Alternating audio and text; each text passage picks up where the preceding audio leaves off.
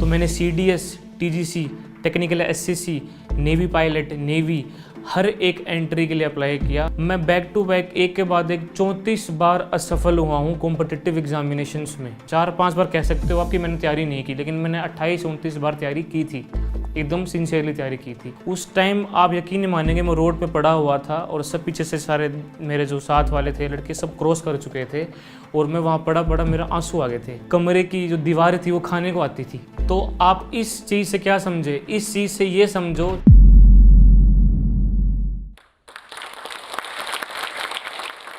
Hello friends, मेरा नाम संदीप बुडानिया है। मैं इनकम टैक्स इंस्पेक्टर हूँ दिल्ली में 3 साल से। 18 में मेरी ज्वाइनिंग हुई थी यहाँ दिल्ली में। उससे पहले मेरा प्रिपरेशन स्टार्ट 2010 में ही हो गई थी।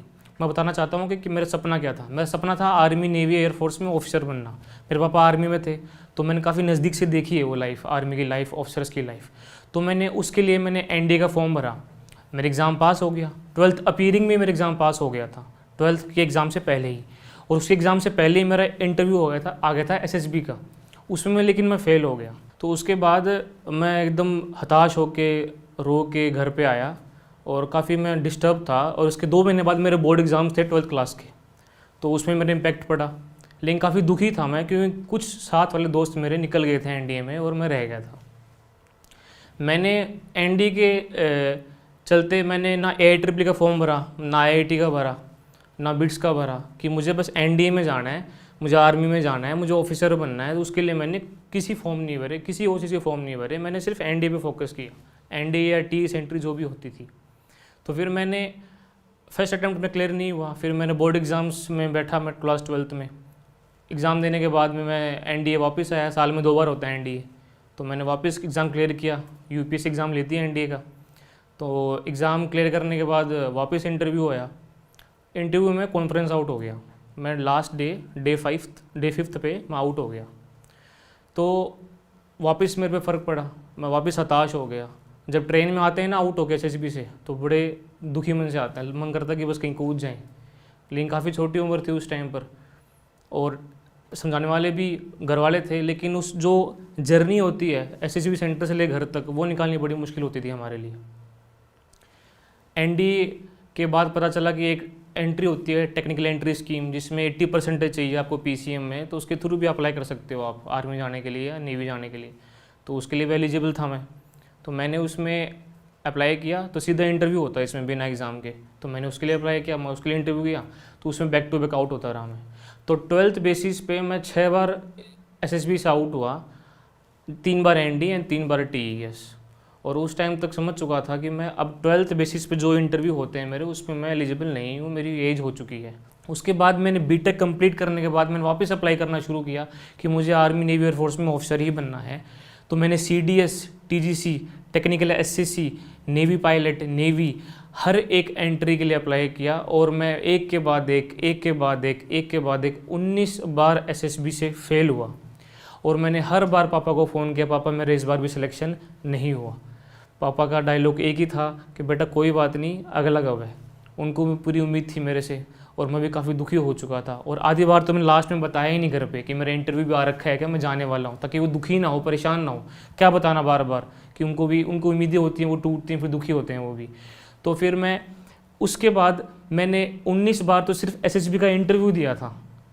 इसके अलावा मैंने एग्ज़ाम कॉम्पिटिशन के और भी दिए थे, बैंक के, SSC के, LIC के, असिस्टेंट कमांडेंट के। मैं बैक टू बैक एक के बाद एक 34 बार असफल हुआ हूँ कॉम्पिटिटिव एग्जामिनेशंस में, जिसमें 19 इंटरव्यू थे, 15 एग्ज़ाम और थे। तो आप सोच सकते हो कि 34 बार फेल होने के बाद में कि इंसान में क्या बचता है।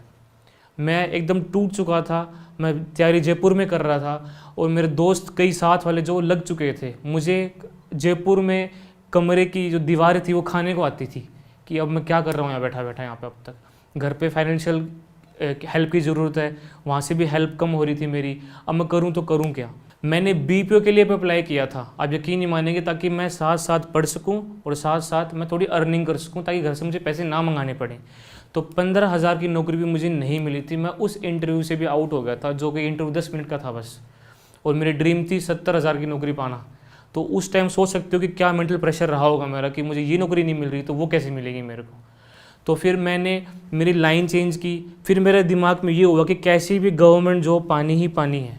मैंने ट्रैक चेंज किया मेरा, ताकि मैं परिवार की हेल्प कर सकूँ। उस टाइम काफ़ी कंडीशन टफ थी हमारे लिए, तो कुछ ना कुछ मेरी हेल्प बहुत ज़रूरत थी घर पे।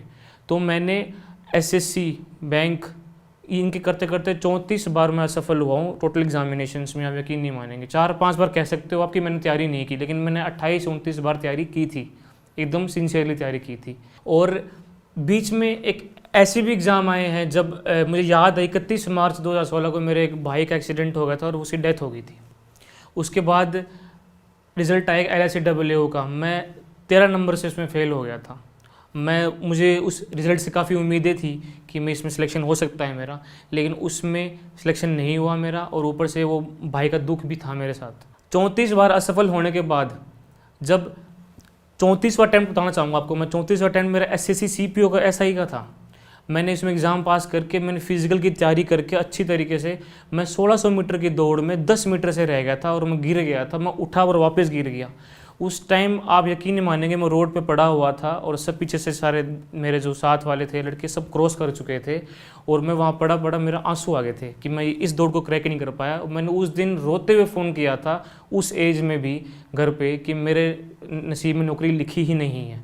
लेकिन पापा ने फिर वही कहा, कोई बात नहीं, तेरे बेल्ट की नौकरी नहीं लिखी, तो और चीज़ की अप्लाई कर। फिर मैंने 1 महीने बाद CGL की आंसर की आई, प्री की, और तब मेरा मोटिवेशन और बूस्टअप हुआ। उसके बाद 2 महीने मैंने मेंस के लिए पढ़ाई की। उसके बाद जब जुलाई 17 में जब रिज़ल्ट आया, 35वीं बार को एग्ज़ाम मैंने दिया था, और उस दिन जिस दिन मेरा लिखा है रिज़ल्ट में नाम मेरा Sandeep Kumar, inspector of income tax in CBDT, rank थी 374 मेरे ऑल इंडिया। उस दिन जो आंसू आए थे पापा के और मेरे, वो खुशी के थे। उस दिन के बाद से अब तक मैं मेरी पूरी जर्नी को रिकॉल करता हूँ कि मैंने क्या क्या दिन देखे हैं। मैं ट्रेन में सफ़र कर करके आता था, जब रिजर्वेशन भी नहीं था हमारे पास में, हम ट्रेन के नीचे सीट जो जगह होती है जहाँ बैग रखते हैं वहाँ पे सो के आते थे कि टिकट के पैसे नहीं हैं, आते वक्त कैसे आएँ। तो लोग लात मार के चेक करते थे नीचे की सामान रखा हुआ नहीं रखा, लात लगती थी हमारे। तो ऐसे भी टाइम देखा है हमने। उसके बाद सिलेक्शन होने के बाद में समझ में आ गया कि सफलता तो मिलती है एक ना एक दिन। आप अगर प्रयास करना नहीं छोड़ोगे तो आपको सफलता ज़रूर मिलेगी। ज़िंदगी में सिर्फ 2 चीज़ें होती हैं, या तो आदमी हारता है या सीखता है, और हारता वही है जो प्रयास करना छोड़ देता है। और जीतना है तो प्रयास करते रहो, लगे रहो हमेशा हर तरीके से। और एक चीज़ और थी जो हमेशा मुझे एक इंस्पायर करती थी अंदर से, मेरे गुरुजी थे जिन्होंने एक बार कोचिंग में बताया था कि अगर आपको नींद आती है तैयारी करते वक्त तो आप एक काम करो, और वो चीज़ मैंने अप्लाई की। उस चीज़ ने मुझे मोटिवेट नहीं किया, उसने मुझे इंस्पायर किया। इंस्पिरेशन अंदर से आती है, और वो बात क्या थी कि माँ बाप का चेहरा याद करो रात को सोते वक्त। रात को नींद नहीं आएगी आपको, आप लगातार पढ़ोगे, निरंतर पढ़ोगे। और उस बात ने मेरी ज़िंदगी पलट के रख दी। मुझे कभी भी कोई आलस नहीं आया, नींद नहीं आई। मैं टाइम पे सुबह आराम ऑटोमेटिकली 5 बजे उठ जाता था पढ़ने के लिए, और ऑटोमेटिक 11-12 तक पढ़ता था। तो ये सब इंस्पिरेशन से आता है। अगर ये इंस्पिरेशन आपको क्या पता इस टॉक से मिल जाए, आपको इंस्पिरेशन क्या पता कहीं और से मिल जाए, कहीं से मिले, बस इंस्पिरेशन आपकी होनी चाहिए, वो चिंगारी होनी चाहिए। अगर वो है तो सिलेक्शन ज़रूर होगा आपका, आपको कोई भी नहीं रोक सकता। कि देखो, एक मैं आपको कहानी बताना चाहूँगा एक स्टूडेंट की। वो किसी कोचिंग में पढ़ता था, तो उसने कोचिंग में होते हैं मॉक टेस्ट। CGL मेंस की बात करूँ मैं, CGL मेंस में मैथ और इंग्लिश होती है। उसकी मैथ्स काफ़ी स्ट्रॉन्ग थी, लेकिन उसकी इंग्लिश काफ़ी कमज़ोर थी। उसकी इंग्लिश में 200 में से 80, 90 या ज़ोर मार के 95 तक उसके मार्क्स आते थे। तो जब मेंस प्री क्लियर कर चुका था वो, और जब मेंस के 2 महीने बाकी थे, तो उसकी इंग्लिश काफ़ी कमज़ोर थी, और इंग्लिश में उसको अच्छे मार्क्स लाने पड़ेंगे अगर उसके इंस्पेक्टर की पोस्ट CGL में चाहिए तो उसने क्या किया, काफ़ी इंटरेस्टिंग कहानी है ये, सुनना, रियल कहानी है। मेरे गुरुजी ने मुझे बताई थी कि उस लड़के ने 2 महीने तक, इंग्लिश काफ़ी कमज़ोर थी उसकी, उसने 2 महीने इंग्लिश को रात को उसने टाइम टेबल बनाया कि रात को मैं 8 से सुबह 2-3 बजे तक मैं सिर्फ इंग्लिश पढ़ूंगा, मैं सिर्फ इंग्लिश की किताबें पढ़ता रहूँगा और उसके अलावा कुछ नहीं करूँगा। मैं बीच में मैं ब्रेक ले सकता हूँ 5-10 मिनट का, वो अलग बात है, लेकिन मैं 8 से 2-3 बजे तक मैं सिर्फ इंग्लिश पढ़ूंगा। और मुझे चाहे इंग्लिश समझ में वो आए चाहे मुझे समझ में ना आए, लेकिन मैं मेरे इतने घंटे फिक्स मैं इंग्लिश को दूंगा मेरे मेंस एग्ज़ाम तक। तो वो लड़का एक दिन आया रिज़ल्ट आने के बाद में कोचिंग में मेरे उस गुरुजी के पास में। तो उन गुरुजी को लगा इसकी इंग्लिश काफ़ी कमज़ोर थी, मैथ स्ट्रॉन्ग थी इसकी, तो इसे कुछ नौकरी मिल गई होगी सीजीएल में टीए की, या किसी कोई 2800 ग्रेड पे की जॉब इसको मिल गई होगी। लेकिन सर ने उसे पूछा, मेरे गुरुजी ने पूछा उसे कौन सी पोस्ट मिली। बोला सर इंस्पेक्टर की पोस्ट मिली है, दिल्ली में मिली है। तो सर एक बार अचंभित हो गए कि इसको इंस्पेक्टर की पोस्ट कैसे मिल गई, कि इसकी मैथ स्ट्रॉन्ग थी, इंग्लिश कमज़ोर थी इसकी। तो सर ने उससे पूछा कि भाई तुझे दिल्ली मिली है इंस्पेक्टर की पोस्ट, तो तेरे मार्क्स कितने कितने आए। बोले इंग्लिश में मेरे 147 मार्क्स आए। तो सर बोले तेरे 147 मार्क्स आए 2 महीने की तैयारी में कैसे। तो उसने सर को बताया कि सर मैंने तैयारी ऐसे की थी कि मैं इंग्लिश पढ़ूंगा 8 से 2-3 बजे तक, और चाहे मुझे समझ में आए चाहे समझ में ना आए, मैंने मेरा 100% दिया उसको। अब अगर मेरे मार्क्स नहीं आते इंग्लिश में तो कमी मेरे में नहीं है, कमी इंग्लिश में कोई ना कोई होगी। तो उस के चलते उसने इंग्लिश में इतने मार्क्स लाए। अब आप खुद सोचो अगर वो ऐसा नहीं करता पागलपन इंग्लिश के प्रति रात को, क्या वो सिलेक्शन हो पाता उसका? नहीं हो पाता, वो इंस्पेक्टर की पोस्ट नहीं ले पाता। उसे इंस्पेक्टर की पोस्ट दिल्ली में और मिली। और याद रखना हमेशा किसी भी सीजीएल की पोस्ट पे, इंस्पेक्टर की पोस्ट पे आने के लिए दिल्ली में समझो हाईएस्ट मेरिट रहती है। तो सोचो उसने कितना पागलपन से तैयारी की होगी।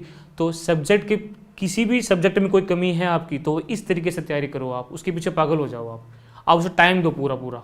अब वो आपसे मुंह फेर के बैठा हो आप, लेकिन फिर भी टाइम दो उसको, लेकिन एक दिन वो रिजल्ट आपको ज़रूर देगा। तो आप इस चीज़ से क्या समझे? इस चीज़ से ये समझो चाहे कितनी भी बार असफलता का मुंह देखना पड़े, कभी भी हार नहीं माननी है। आप आज एक बार फेल हुए, 2 बार फेल हुए, 3 बार हुए, मैं 34 बार फेल हुआ हूँ आप, लेकिन हर बार फेलियर के बाद में आप उस चीज़ को छोड़ो मत, आप डबल ट्रिपल पावर से उसमें और जोर लगाओ। अगर आपकी मेहनत में ईमानदारी होगी तो सिलेक्शन पक्का मिलेगा आपको, हार नहीं माननी है। आप उसमें दुगनी जान लगा दो, वो आपके लिए रिस्पॉन्स देगी। और असफलता, मैं समझता हूँ कि असफल होने के बाद में दिमाग ख़राब हो जाता है कि सोचते हैं यार इतनी पढ़ाई करी हमने और सिलेक्शन नहीं हुआ हमारा, 4-5 दिन दिमाग ख़राब होगा। मैं समझ सकता हूँ कि अपन को दीवारें खाने को आती हैं, खाना अच्छा नहीं लगता अपन को, दोस्त की बात अच्छी नहीं लगती है अपन को, लेकिन वो आपको उससे 4-5 दिन बाद वापस उभरना पड़ेगा। और वो ही जो 4-5 दिन होंगे आपके भविष्य को डिसाइड करेंगे कि आप कहाँ जाने वाले हो, कहाँ नहीं जाने वाले। तो बेस्ट ऑफ लक, लगे रहो, एक दिन सफलता ज़रूर मिलेगी। माहौल नहीं है, शब्द नहीं मिल रहे, कॉन्फिडेंस नहीं आ रहा, इन सभी सवालों का जवाब आपके पास है। और वो कैसे? बस आप डाउनलोड करें इंडिया का best spoken English learning app जिसका नाम है जोश स्किल्स। और वो इसलिए क्योंकि वो एक सफलता की चाबी है, और वो एक ऐसी चाबी है जो आपके कम्युनिकेशन से जुड़े, स्पोकन इंग्लिश से जुड़े हर एक सवालों का जवाब देगा, जिससे आप एक बेहतर स्पीकर और कम्युनिकेटर बन सकते हैं। तो जाइए कमेंट सेक्शन में और पहले कमेंट में दिए हुए लिंक को क्लिक करें और डाउनलोड करें इंडिया का best spoken English learning app जोश स्किल्स ऐप।